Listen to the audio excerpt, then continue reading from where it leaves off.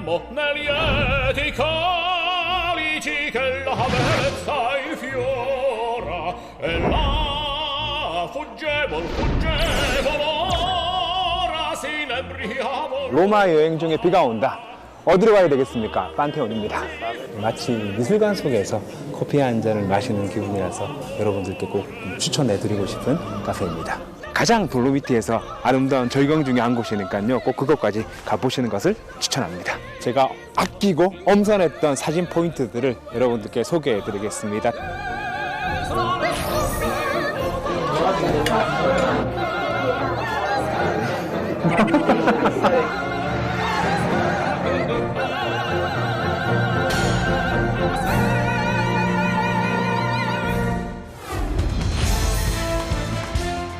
오늘 사실은 홍수가 예보된 날입니다.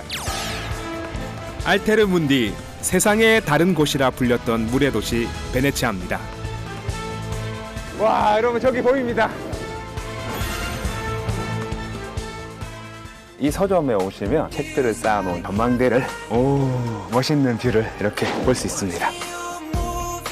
운하의 미로 속에는 낯선 여행의 즐거움이 가득합니다.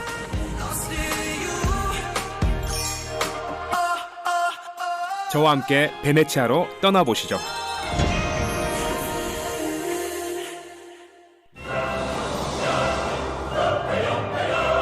여행을 다니다 보면 유난히 마음이 머무는 곳이 있죠.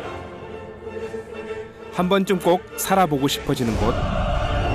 이탈리아 북부의 베네치아가 저에게는 그런 곳이었습니다. 제가 6년째 살고 있는 도시 베네치아를 소개합니다.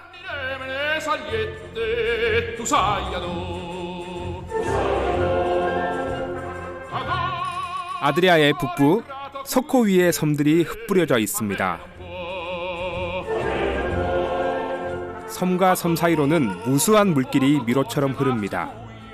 보는 순간 여행자를 매료시키는 운하의 도시 베네치아. 산마르코 광장은 지리적으로나 역사적으로 베네치아의 중심이 되는 곳인데요. 저는 가끔 장화를 챙겨 들고 광장으로 갑니다. 오늘 이제 산마르코 광장에서 좀 특이한 풍경을 볼 수 있는 날입니다. 그래서 베네치아에서는 아쿠아 알타, 한국말로 굳이 번역하면 높은 물, 홍수라고 번역할 수 있는데요. 조수간만차에 의해서 베네치아 산마르코 광장에 살짝 잠기는 그런 독특한 풍경을 볼 수 있는 날입니다. 광장엔 벌써 보행로가 설치되어 있습니다.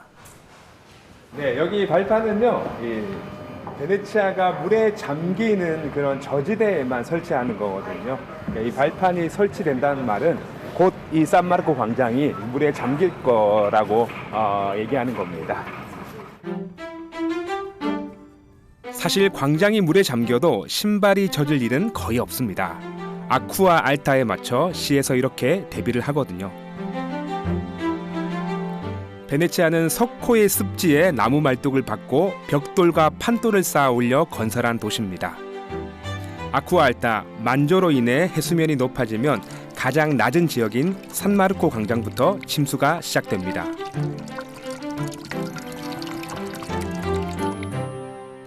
보통 발목에서 무릎 정도까지 물이 차는데 요즘은 상황이 많이 달라졌습니다.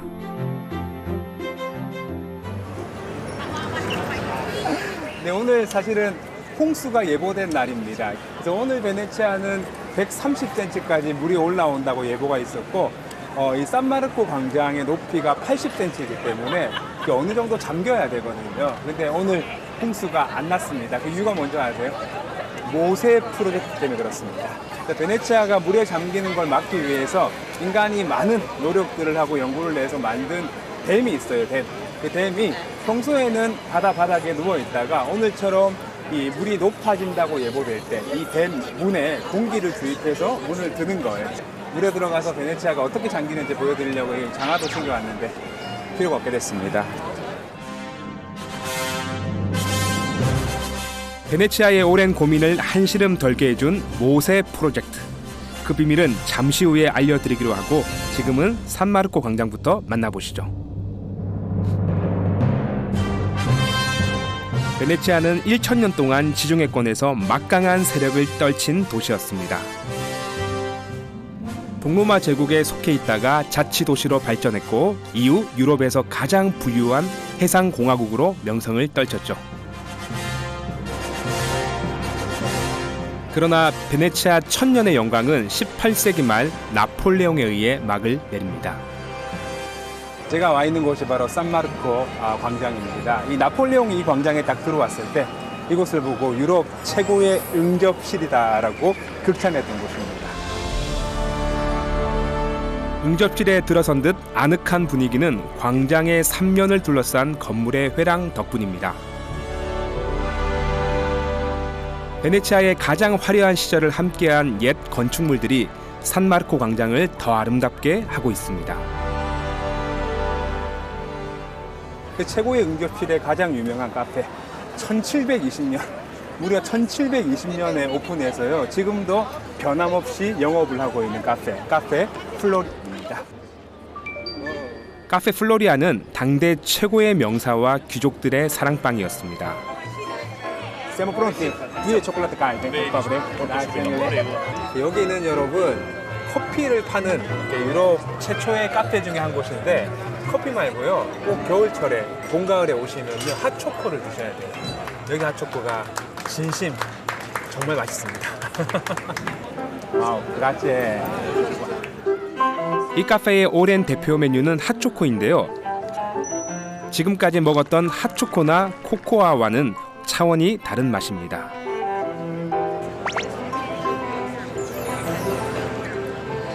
네, 진짜 이 핫초코는 안 달고 맛있어요. 그리고 부드러운 게 여러분 뭐 드셔보시는 음식 중에 아마 가장 부드러운 음료가 될 겁니다. 그래서 이게 이제 이 플로리 핫초코를 좀 더 특별하게 만드는 요소 같아요. 너무 맛있어요.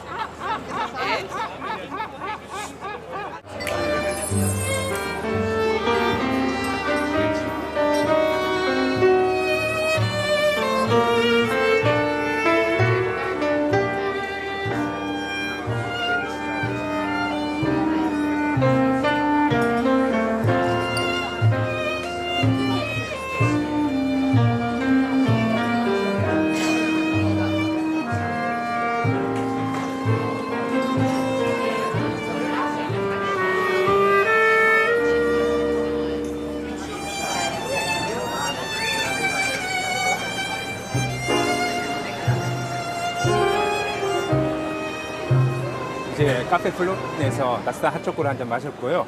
제가 정말로 여러분들께 소개해드리고 싶은 카페로 갑니다. 여기 보이세요?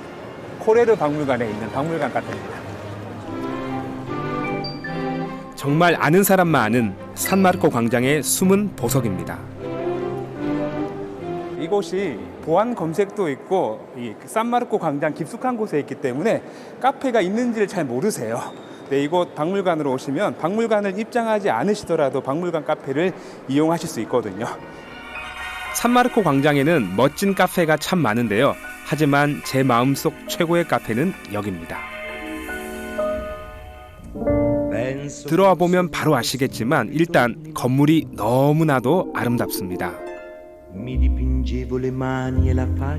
이 건물은 나폴레옹이 베네치아 공화국을 점령한 뒤에 집무실로 삼았었고요. 나중에 오스트리아 강점기에는 합스부르크 왕가가 사용했던 곳이기도 합니다. 여기 창가에 앉으시면 이 산마르코 뷰를 이 멋진 뷰를 독점할 수 있습니다. 매력적이죠.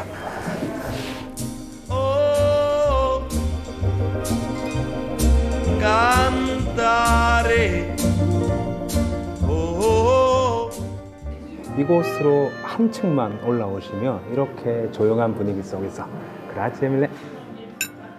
이렇게 조용한 분위기 속에서 아주 맛있는 커피를 산마르코에 있는 카페 플로리의 반 가격으로 이렇게 즐길 수 있습니다. 그리고 이제 이게 실제로 나폴레옹의 집무실로 사용된 건물이거든요. 그 고풍스러운 그런 장식, 마치 미술관 속에서 커피 한 잔을 마시는 기분이라서 여러분들께 꼭 추천해드리고 싶은 카페입니다.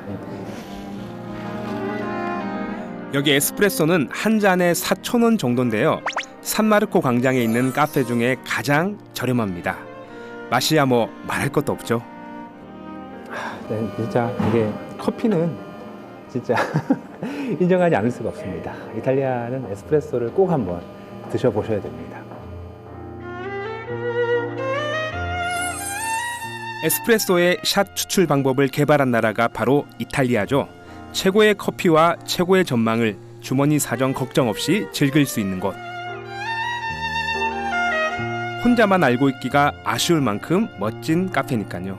산마르코 광장에 오시면 코레르 박물관 카페에서 에스프레소 한 잔을 드시고 가세요.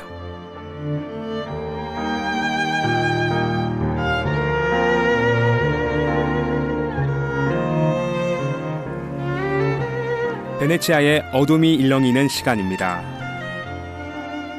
물의 도시 베네치아에서는 물길이 곧 찻길이죠. 가장 흔한 대중교통 수단도 바포레토, 바로 수상버스인데요. 해질녘부터 운행하는 야간 노선을 타시면 낮과는 전혀 다른 베네치아의 모습을 만날 수 있습니다.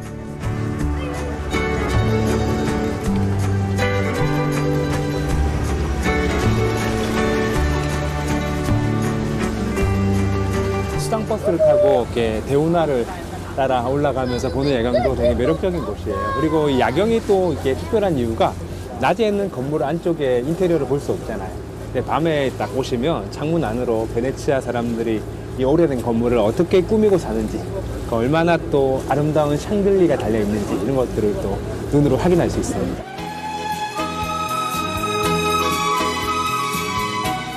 고요하고 황홀한 베네치아의 밤. 옛 저택에서 새어 나오는 불빛들이 호화로운 빛깔로 운하를 물들입니다. 유럽에서 가장 부유했던 베네치아의 전성기로 잠시 시간 여행을 떠나봅니다.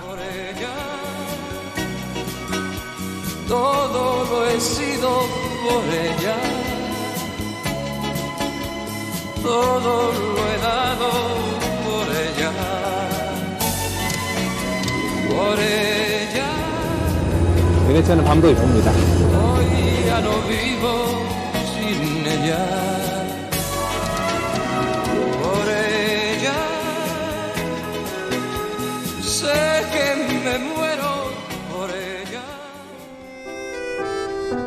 유명한 관광지일수록 숙제하듯 명소들만 둘러보고 돌아가는 경우가 많은데요.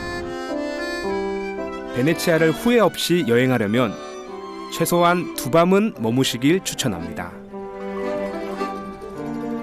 오늘은 베네치아를 가장 멋지게 내려다볼 수 있는 황금 수상버스를 타러 왔습니다. 제가 이 17번 배는요, 배가 일단 아주 큽니다. 그래서 이 높은 곳에서 베네치아를 내려다볼 수 있고요. 두 번째는 관광객이 거의 타지 않는 곳입니다. 17번 수상버스는 본섬 건너편에 길게 누운 섬 리도로 갑니다. 배차 간격이 1시간 정도니까 시간표를 꼭 확인하고 가세요.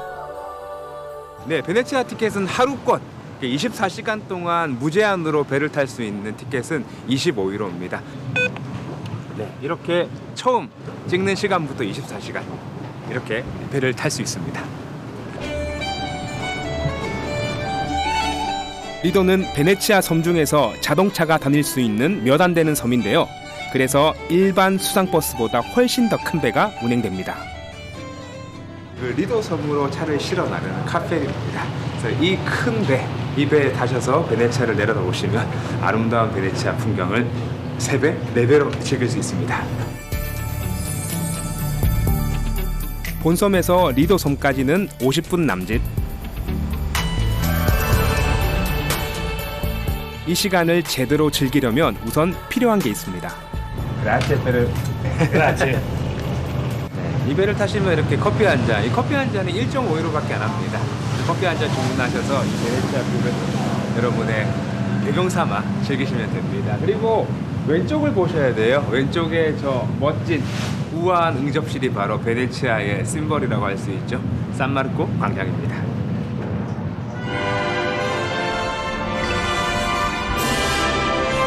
가는 길엔 눈에 띄는 아름다운 건물이 보인다면 사진을 찍어놨다가 한번 찾아가 보는 것도 재밌겠죠? Amore, scusami se sto piangendo amore scusami ma ho capito che lasciare 상쾌한 바닷바람 맞으면서 도시 구경하다 보면 금방 리도 섬에 닿습니다.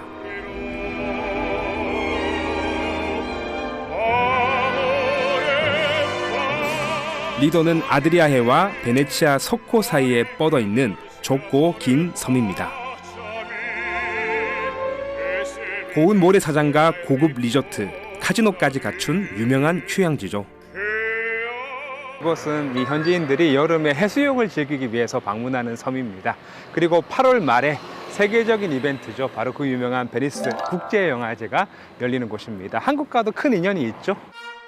프랑스의 칸, 독일의 베를린과 함께 세계 3대 영화제로 꼽히는 베니스 국제영화제가 바로 여기서 개최됩니다. 지난 2021년에는 봉준호 감독이 심사위원장을 맡아 화제가 됐죠. 영화제 기간 엑셀시오르 호텔에서는 세계 영화인들의 화려한 파티가 열립니다.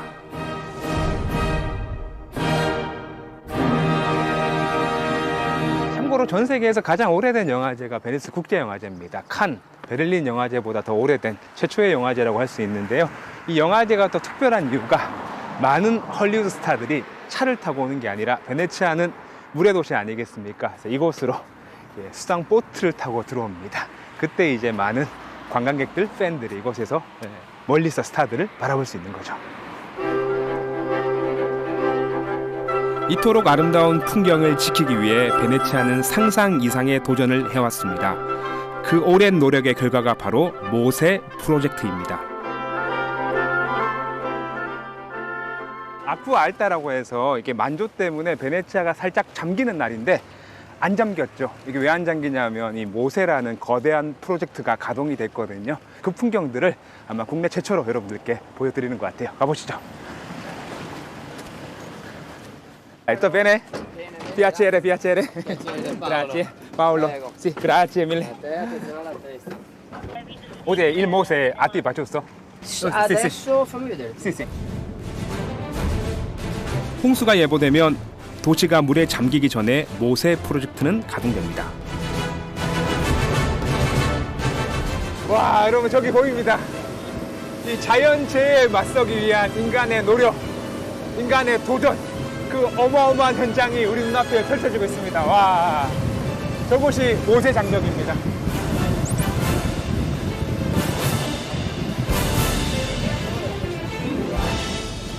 Ancora barriera c'è? Sì, Ah, perché praticamente le barriere sì?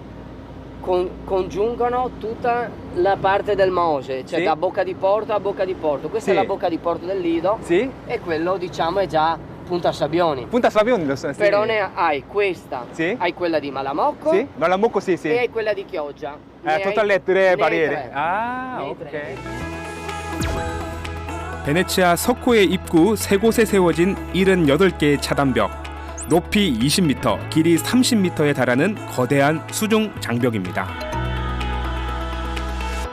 지금 저 장벽들이 아드리아 바닥으로부터 들어오는 이 밀물을 막아주고 있습니다. 이게 계속 세워놓으면 생태계가 어떻게 변할지 예측할 수가 없기 때문에 이 바닷물이 많이 들어온다고 예보되는 이런 날만 임시적으로 세웠다가 다시 저 장벽들은 바다 아래로, 수면 아래로 가라앉게 됩니다. 모세 프로젝트는 2020년을 시작으로 60회 이상 가동됐고 홍수로부터 베네치아를 보호해 왔습니다. 이 아름다운 도시 베네치아를 지키기 위한 인간의 지혜, 과학, 이 모든 것들이 이 장벽 하나에 담겨 있지 않나 그런 생각을 하게 됩니다. 석호의 무른 땅에 말뚝을 박아 거대한 도시를 건설한 베네치아 사람들. 1600년이나 지난 지금 다시 한번 물 위의 기적을 만들어가고 있습니다.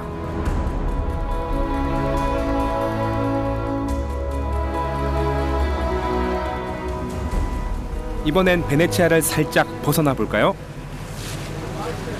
베네치아 근교 소도시 한 곳을 추천해 드리겠습니다. 현지인들이 사랑하는 동네 트레비소입니다. 기차로 한 30분 정도 걸리거든요.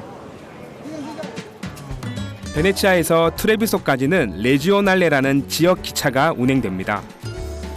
한 장에 3.8유로. 한 5,000원 정도 되는 가격이네. 이탈리아 지역 기차 같은 경우는 좌석이 없고요. 그냥 빈자리에 앉으시면 됩니다. 여기 들어가시죠. 이탈리아 소도시를 연결하는 레지오날레 기차는 한국의 무궁화호라고 보시면 됩니다. 1층 기차도 있고 2층 기차도 있습니다. 정차역이 많아 속도는 좀 느리지만 풍경을 즐기면서 가기에는 오히려 좋죠. 베네치아는 섬이기 때문에 이렇게 바다를 가로질러서 육상이랑 연결이 되어 있습니다. 이 다리가 자유의 다리입니다. 자유의 다리. 왜 자유의 다리냐면 이 오스트리아로부터 이 베네치아가 해방된 걸 기념한다는 의미이기도 합니다. 비옥한 베네토 평야를 향해 놓여 있는 자유의 다리. 이 다리를 건너면 또 어떤 풍경이 기다리고 있을까요?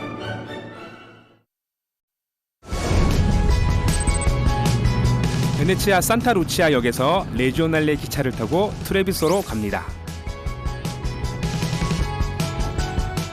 트레비소는 14세기부터 나폴레옹에 의해 함락된 18세기까지 베네치아 공화국의 통치를 받았습니다. 이 성문을 통과하면 우리는 중세 도시 트레비소를 만날 수 있는데요. 이곳 트레비소는 로마 제국의 영토였다가 로마 제국 이후에 롬바르디아, 밀라노의 지배를 받기도 합니다. 그리고 지중해 해상 강국으로 급부상했던 베네치아의 지배를 받으면서 곳곳에 베네치아의 흔적이 남아 있습니다. 저 성문 위에 날개 달린 사자 보이죠? 베네치아의 상징 마르코입니다.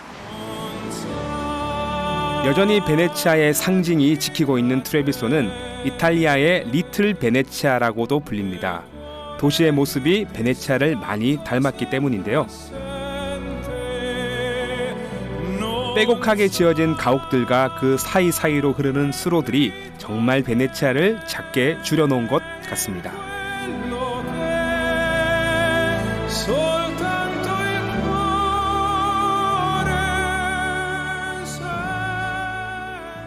네, 이곳 트레비소도 베네치아 같은 운하 도시입니다. 실레강과 보테니가 강이 만나는 곳이기 때문에 옛부터 물류의 중심으로 발전될 수 있는 곳이었습니다.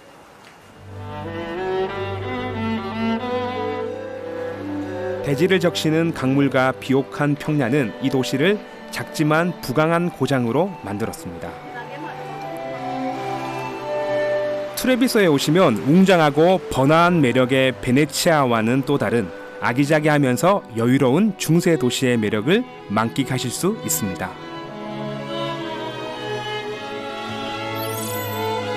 트레비소 도시 축제 동안 이 운하를 따라서 배가 막 다니고 행렬이 있는데 그때 이제 이 귀부인들이 멋지게 옷을 차려입고 이 발코니에 나옵니다. 그때 귀부인들의 치마가 이렇게 볼록한 형태잖아요. 그러니까 발코니 모양이 직선이며 치마가 뒤로 딱 들리게 되는데 이 치마 모양 따라 이렇게 곡선으로 발코니가 만들어지면 발코니 가까이 서도 이 아름다운 옷의 태를 유지하면서 사람들을 만날 수 있는 굉장히 중요한 아이템이었습니다. 유려한 곡선의 발코니는 직선의 단순한 발코니를 만들 때보다 더 큰 비용과 수고가 필요했겠죠. 부유했던 트레비소 사람들은 유행에 민감하고 미적 감각이 뛰어났습니다.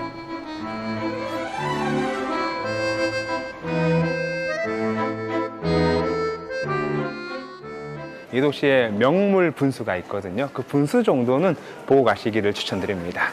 여기 바로 앞쪽에 있어요. 항상 풍요롭던 트레비소에도 크나큰 시련이 닥친 적이 있는데요. 그 어려움을 극복한 뒤 축하의 의미로 이 분수를 만들었습니다.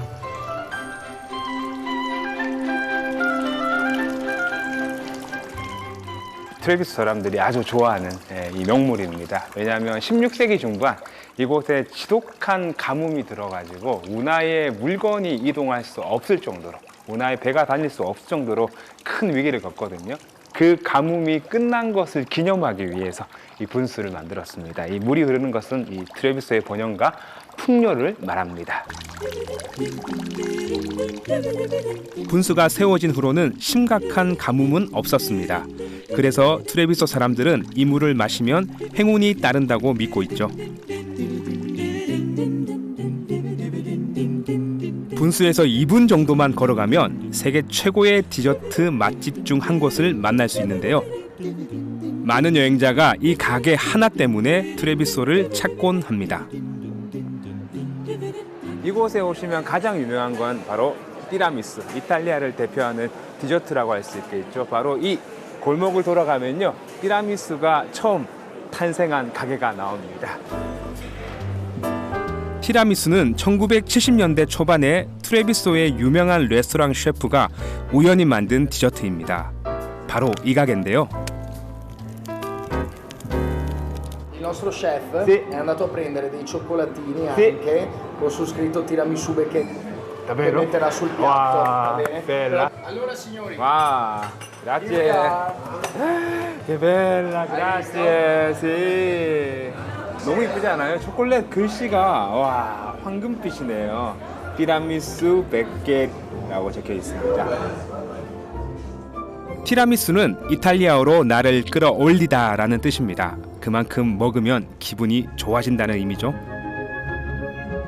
이 마스카르포네라는 그 이탈리아 정통의 빵과 사보이 아르디라는 과자를 이제 커피에 적셔서 먹는 디저트가 이 티라미수입니다. 이 티라미수를 만든 이 셰프께서는 2021년 2년 전이죠. 사망하셨어요. 그때 이제 이탈리아 베네토 지사가 그 사망을 발표할 만큼 이탈리아 사람들에게는 정말 영혼의 디저트가 이 티라미수입니다. 요즘엔 편의점에서도 볼 수 있는 익숙한 디저트 티라미수. 하지만 이 집 티라미수를 맛보면 원조의 품격이 뭔지 바로 느끼게 됩니다.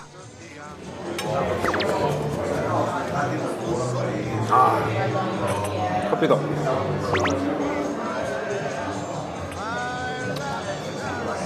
왜 이 시골 마을의 디저트가 전 세계적으로 사랑을 받는지 이게 알 것 같습니다.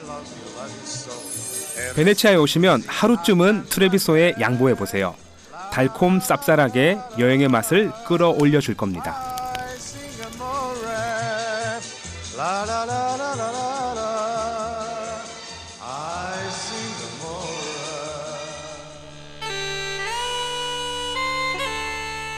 산마르코 광장에서 대운하를 사이에 두고 우뚝 솟은 종탑이 눈길을 사로잡는 성당이 있습니다.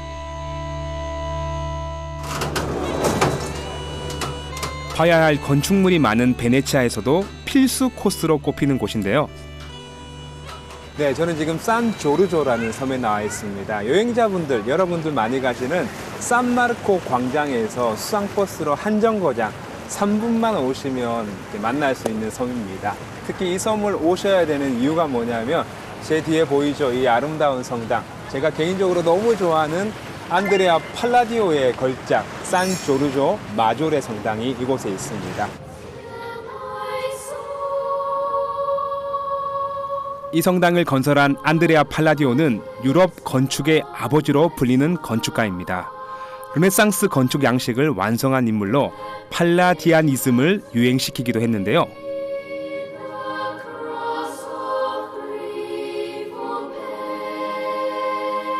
(1570년에) 최초의 건축 대중서, 건축 사설을 저술하면서 그의 영향력은 국경과 시대를 넘어 지금까지 이어지고 있습니다. 그 안드레아 팔라디오는 영국의 수많은 귀족들의 저택, 미국의 백악관, 한국의 국회의사당까지 영향을 끼친 유럽에서 빼놓을 수 없는 중요한 건축가입니다. 이 사람 건축의 특징은 비례, 균형, 대칭, 르네상스가 자랑하는 그런 다 법칙들이죠. 그걸 이제 고대 그리스의 건축들을 연구해서 로마의 건축을 연구해서 다시 부활시킨 건축가로 평가를 받고 있습니다. 성 베네딕토 수도회의 중심 성당으로 장식과 성화가 절제된 간결한 분위기. 이런 실내에서 단연 눈길을 끄는 작품 하나가 있습니다. 틴토레토라는 베네치아가 나왔던 최고의 화가 중에 한 명이죠. 이 사람이 1594년에 사망하는데 그의 유작이 이 성당에 있습니다.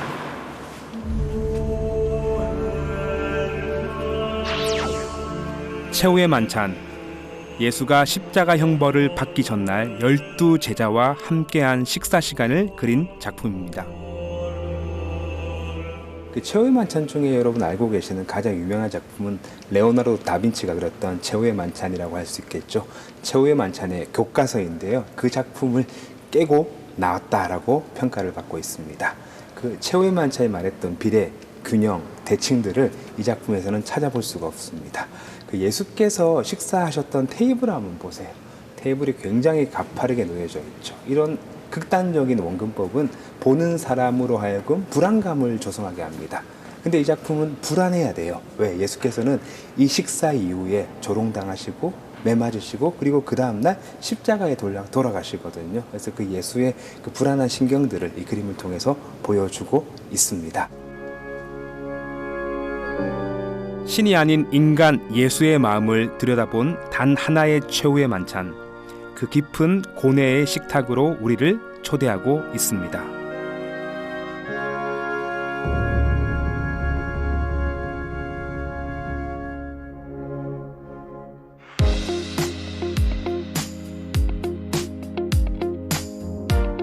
산 조르조 마조레 섬의 바로 옆 또 하나의 섬 주데카가 있습니다. 여행자보다 베네치아 시민들이 많이 사는 로컬 동네인데요. 관광지 거품이 쏙 빠진 진짜 동네 맛집이 많습니다. 분위기 좋죠? 여기가 제가 정말 좋아하는 식당인데요. 여기가 좋은 이유가 음식도 맛있지만 여기서 보는 뷰가 너무 좋습니다. 그러니까 베네치아 본섬에서 뷰 좋은 식당에서 식사하시면 비용이 아주 비싸거든요. 근데 여기는 로컬 현지인 동네라서 좀 저렴한 비용에 멋진 뷰를 감상할 수 있는 그런 매력적인 식당입니다.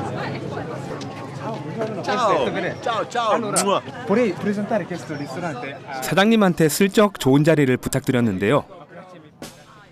문화 바로 곁에 만들어 주셨습니다. 물렵이라서 좀 이제 무서워하실 분도 있겠지만 그래도 베네치아 오셨으니까 베네치아 아름다운 뷰를 보며 식사를 한 번쯤은 하고 가셔야 되지 않겠습니까?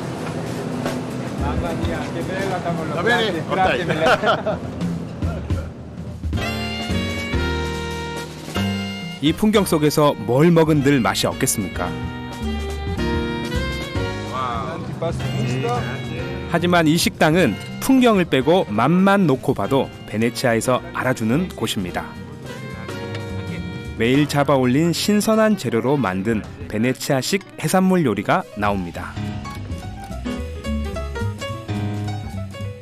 이 안티파스토 미스토라고 해서 베네치아인들이 가장 좋아하는 생선을 모아놓은 겁니다. 이게 이제 스파다라고 해서 청새치가 있고요. 이거는 이 참치도 이쪽에서 이제 많이 잡힙니다. 그리고 이게 베네치아 사람들이 진짜 좋아하는 건데요. 바칼라라고 해서 대구입니다. 대구를 갈아가지고 올리브랑 이제 계속 이제 휘저어가지고 크림처럼 만드는 곳입니다. 그리고 이게 이제 베네치아의 진짜 로컬 음식이라고 할 수 있거든요.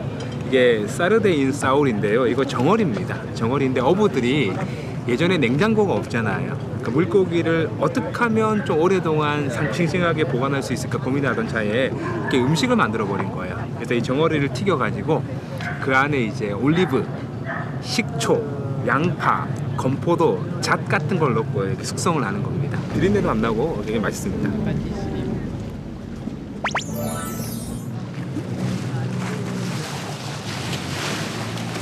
단맛, 신맛, 짭조름한 맛 다 납니다.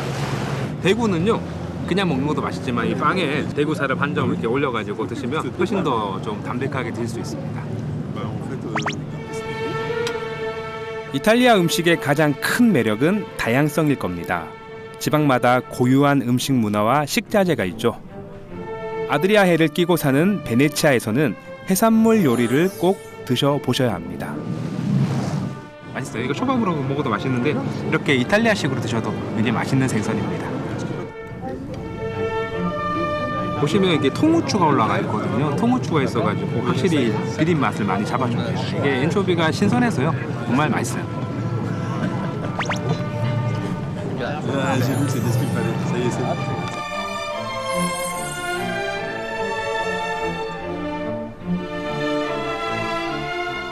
세상에 수상 도시는 많지만 베네치아 같은 곳은 어디에도 없습니다. 갯벌에 말뚝을 박아 영토를 만들고 그 위를 거대하고 아름다운 건물로 채운 도시. 하나하나가 예술 작품인 베네치아 건축물 중에서도 한눈에 시선을 빼앗는 건물이 있는데요. 산타 마리아 델라 살루테 성당입니다. 1682년에 완성된 살루테라는 성당입니다. 이탈리아 말로 건배, 살루테, 건강이라는 뜻이거든요. 이 성당을 지을 때 지독하게 베네치아는 아팠습니다. 바로 흑사병이었거든요. 이 베네치아는 흑사병에 가장 큰 피해를 입은 도시 중에 한 곳입니다. 그 이유가 뭘까요?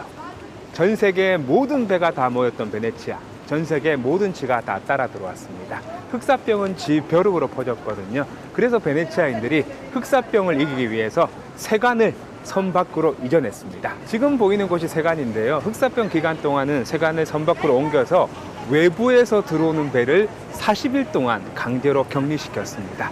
40일 동안 이상이 없는 배들만 입항을 하게 했는데요. 그때 베네치아 40이라는 단어가 꽈란따거든요. 꽈란따. 그래서 쿼런틴, 꽈란테나, 검역, 격리란 단어가 나오게 됐습니다. 살루테 성당을 짓기 위해 사람들은 갯벌에 110만 개의 말뚝을 받고 부지를 닦았습니다. 삶에 대한 의지와 꺾일 줄 모르는 도전 정신이 이 경이로운 물 위의 도시를 건설하게 했습니다.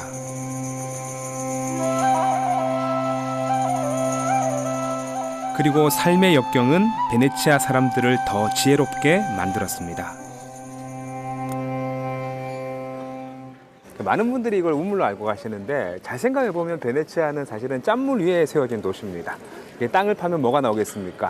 짠물이 나옵니다. 짠물 마시면 인간은 죽죠.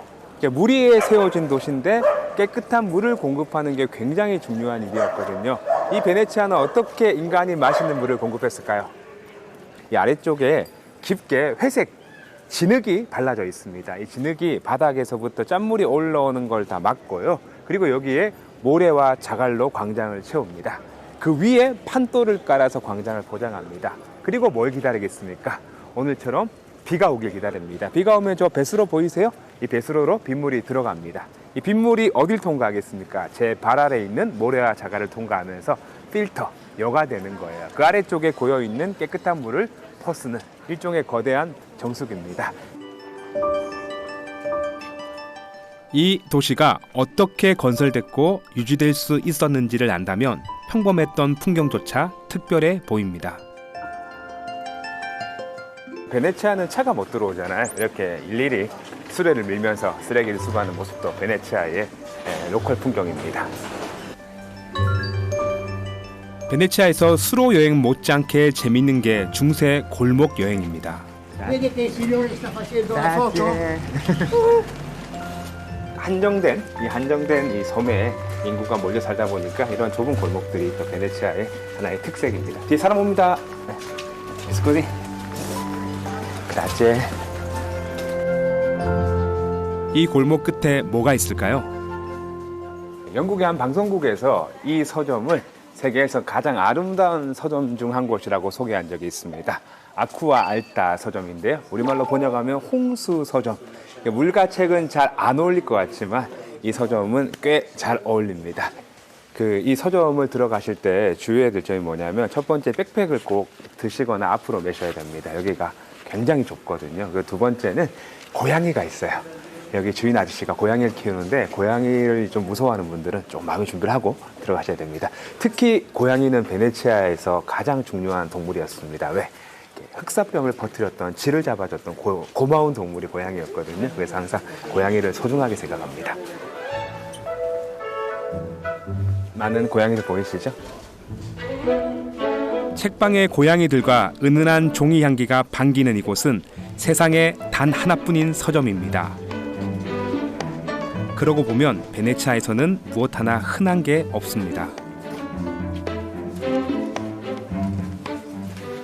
이 서점에 오시면 베네치아의 고서들이 아주 잘 저장되어 있습니다. 그래서 실제로 한정판 책들, 그런 오래된 책들을 구할 수 있는 곳이고 또 재밌는 점이 곤돌라 위에 이렇게 책을 쌓아놓고 있습니다. 사실 이건 그냥 인테리어가 아니라 사장님의 궁여 지책이었습니다. 아쿠아 알타 시즌에 책방이 물바다가 돼도 곤돌라나 욕조는 둥둥 뜨니까 책들을 보호할 수 있었죠. 그야말로 생활의 지혜네요. 네, 이 서점에 오시면 꼭 이 야외 공간으로 나오셔야 됩니다. 이 물에 젖은 홍수 때 피해 입은 책들을 쌓아놓은 전망대가 있거든요. 이 전망대를 올라가서 적혀있죠. 원더풀 뷰라고요. 진짜 올라오시면 오 멋있는 뷰를 이렇게 볼 수 있습니다. 너무 매력적인데요? 와, 이런 뷰는 뭐 어디 가나 잘 볼 수 없죠. 낮고 젖어버린 책 한 권 한 권이 물의 도시 베네치아의 삶이고 역사입니다.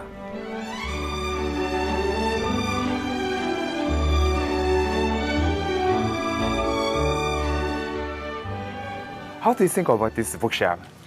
Yeah, it's very special. Yeah. This library. Yeah, So we are there for the first time, yeah, and yeah, it's amazing how much yeah, books they have there. yeah. So yeah, I like it. Oh, You? really? Okay. I love it too.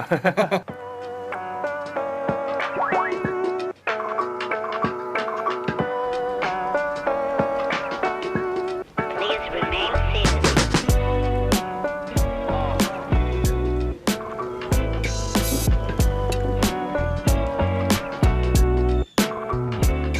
베네치아 곳곳에 이런 아름다운 다리와 운하들이 있습니다. 특히 이곳은요, 양옆으로 이렇게 흐르는 운하 가운데 집이 지어져 있기 때문에 사진 작가들이 사진 촬영을 위해서 많이 방문하는 곳입니다.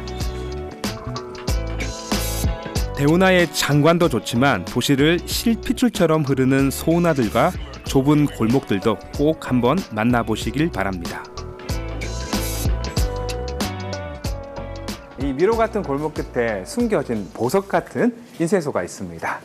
이쪽이거든요. 이곳이 정말 작은 인쇄소인데요. 놀랍게도 헐리우드 스타들, 유명한 셀럽들이 이곳에서 명함을 만들거나 카드, 크리스마스 선물을 또 포장하는 곳이기도 합니다. 여기 보이세요? 휴그랜트. 후미진 골목에 있는 조그만 인쇄소인데 손님들 이름은 블록버스터급입니다.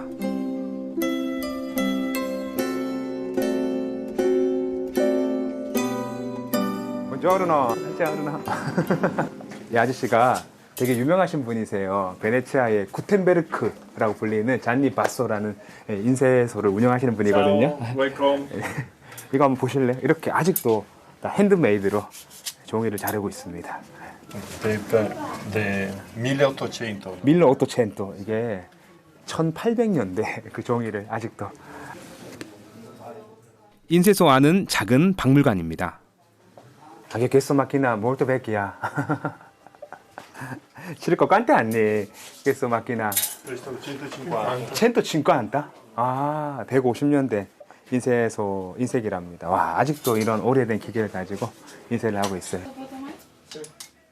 16세기 베네치아는 유럽 인쇄 산업의 중심지였습니다. 저 색깔이요, 베네치아 물 The 색깔이라고. watercolor of Venice. 와, Today. 씨. Tomorrow is brown. 진짜 이게 오늘 베네치아 물 색깔. 어린 시절 활자 인쇄 기술을 접한 지안니 씨는 이 일에 인생을 걸었습니다. 원래는 발로 밟는 페달로 이제 기계를 돌렸는데 지금은 이제 기계를 바꿨대요. One big and one small.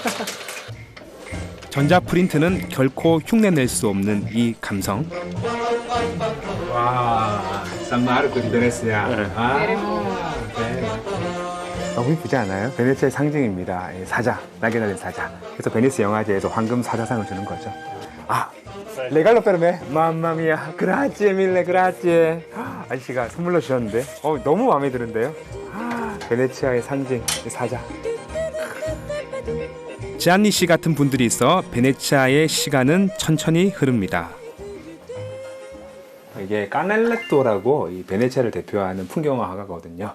그 영국이나 프랑스에서 그랜드 투어로 이 베네치아를 방문했던 사람들은 그때는 카메라가 없잖아요. 그래서 인증샷 꼭 기념품으로 이 그림을 사갔습니다. 근데 이 그림 자세히 보시면 재밌는 게 이 1700년대 베네치아 모습과 지금과 똑같죠.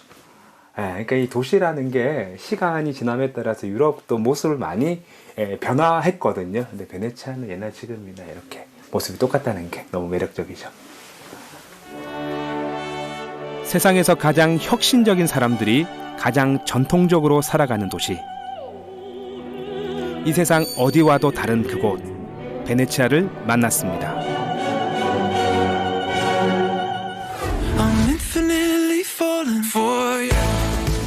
이탈리아 사람들은 이 길을 신들의 산책로라고 합니다. 이탈리아도 이런 멋진 알프스를 가지고 있는 나라 중에 하나입니다. 이야. 이게 이탈리아입니다.